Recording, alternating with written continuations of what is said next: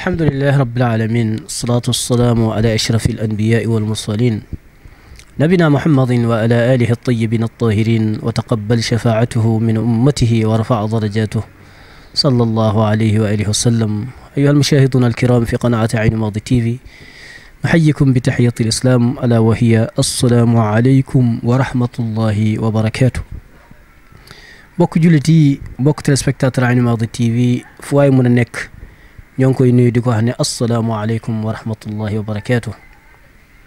ñoy won ci suñu mawdu ndax shahrul muharram shahru eid la wala shahrul muharram shahru huzn la. ñoy won ci ndax wéru tam xarit wéru mbekté la wéru fet la wala dedet wéru tam xarit wéru tiis la ak wéru jaxare. mbokk yi ñoy won dembo imamul husayn bu mu ñëwé ci makkatal mukarrama bagana mum harmale dugg ci bir aj bi si la ko Yazid si lañ ko signalé Yazid dadi wax waxam ju reey ja bu waxon demb comme niñ ko waxé won demb fa tabarakallah. Imamul Husayn xamne ne nit ñi ñoo ngi ci aj te mom aramal na la ba pare ba nek ci bir haj dara xeju fa te xamne ne ñi dañoo volonté wu dara safu len dara ñoru len ludul ñu nguufaan ko wala ñu téko ñu neutraliser ko mom motax yowmu tarwih nit ñi di dem Mina nit ñi bu ñu dem Mina mom imam ci la yeggale ajam ci la genn mom ak njabotam moy lépp la nga xamne imamul Hasan jurnako mom imamul Husayn lu mu juron ak ña nga xamne ay wa kërëm lañu mooy ña nga xam ne ay jaamam lañu ña nga xam ne ay njabootam lañu ak ay soxnaam ak ay rakkam ya nga xam ne ak ay magam ñu mel ni Umm Kalsum nga xam ne ñoom ay doomu imam Ali lañ ñu daal di génn. am na saxaaba yu bëri daal di koy dab ne ko bul génn fa nga jëm wóorut fa nga jëm doole amu fa nga jëm fekk Muhammadul Hanafiya bu mu bàyyi woon Madinatul Munawwar moom tamit ñëw na ci aj bi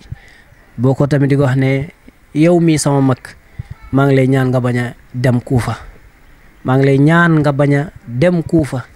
nga toog fii mu ne ko jël naa décision ba pare yow sama rak mel ni imaam yaani ku mel ni Abdullah ibn Abbas nga xam ne mag la woon nga xam ne demoon na sax ba dafa gumba woon daawul woon gis dañ ko ommat bu ñëw ba si imaamul Husayn mu ne ko yaa imaamul Husayn bul dem ngal la waay toogal fii si sa dëkk maam bi wala nga dem Madinatul Munawwar mu wax imaamul Husayn ne ko dama bëgg a génn ànd ak njaboot bi ñu daal di koy ñaanal ñu daal di tàggatoo. imaam yaani Muhammad ibnul Hanafiya jéemoon na tee bi maanaam njaboot ne ko gannaaw da ngay dem bàyyi fi njaboot bu sew bi ak soxna yi nga ànd ak ñi si des nga dem mais dafa fekk ne loolu la soob borom bi subhanahu wa ta'ala noonu la ñu génnee ñu daal di dem ñuy dem ba Ibnu Ziyad maa xam ne yëg na ñoo ngi déparé nañ foofu di dem Kuufa. mbokk yi balaa ñoo dem Kuufa imaamul Husayn dafa yabal ab rakkam bu tudd Muslim ibnu Aqil moom moo ko njëkk dem Kuufa di xool Kuufa nan la toogee bu imaamul Husayn ñëwee nan lañ koy mun a gàttandoo ndax waa Kuufa yàgg nañu di bind imaamul Husayn na ñëw fii suuf si suufu maamam la suufu baayam la ay saxaaba baayam ñoo fi nekk na ñëw dañ ko jàppale kenn du ko buntu xatal waa Kuufa noonu lañ doon bindanteeg imaamul Husayn fa tabarakallah loolu doyut mu yónni ab rakkam bu tudd Muslim ibnu Aqil dem Kuufa gaa yi dalal ko yaatal ko jaayante ak moom ndax da doon jàppal bay'a imaamul Husayn ñu jaayante ak moom imaamul yaani Muslim ibnu Aqil gis mbir mi bind lettre imaamul Husayn ne ko gaawal nga ñëw waa Kuufa ànd na ak yow ndax man li ma fi gis ñii di baayaa ci man chaque jour bëri na. gis naa ne am nañu courage bi, gis naa ne pare nañu, gis naa ne ñoo ngi sa gannaaw. mu bind ko ay lettres ci biir loolu nag ci la ñu changé bi maanaa gouverneur bi ci la Ibnu Ziyad ñëw daal di neutraliser Muslim ibnu Aqil, def ko jëf ju ñaawa ñaawa ñaawa ñaaw nga xam ne deretu yonent bi sallallahu alayhi wa sallam la,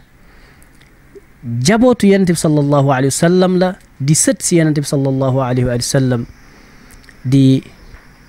kooku di Muslim ibnu Aqil. ndax imaam Muslim bu mu ñëwee ci Kuufa bokk na ci góor bu mu wàccoon mooy Haani ibnu Urwa. Haani si la ko wàcc si la ko Ibnu Ziyaada jàpp Haani toroxal ko rey bu ñaaw. Muslim bi mu yegee loolu si la génn ci mbedd Kuufa yi di ut fu mu làqu. fekk nag Kuufa yëpp ragal nañu ndax lu ñu def Haani jëf ju ñaaw la. ñoom ñëpp ñu ragal nag ñu xam ne Ibnu Ziyaada mi ku lakk Muslim yaani képp koo xam ne jël nga Muslim nga daal di koy lakk ci sa kër am nga problème bu rëy ndax di leen tiital ñoom ñëpp. si la ñëw di xool ci mbedd Kuufa yi ba dugg ci benn kër soxna, dafa ñëw ci buntu kër gi ñaan ndox, kooku daal di koy may. kooku nee na fi jóge mu déedéet, mu ne ko man deretu yonent bi sallallahu alayhi wa sallam. ndaw si yaramam daw, si la ko héberger daal di koy dugal ci benn néeg ba nga xam ne bëri wut ay tànk, mu daal di koy teg foofu. fekk mu daal di koy jox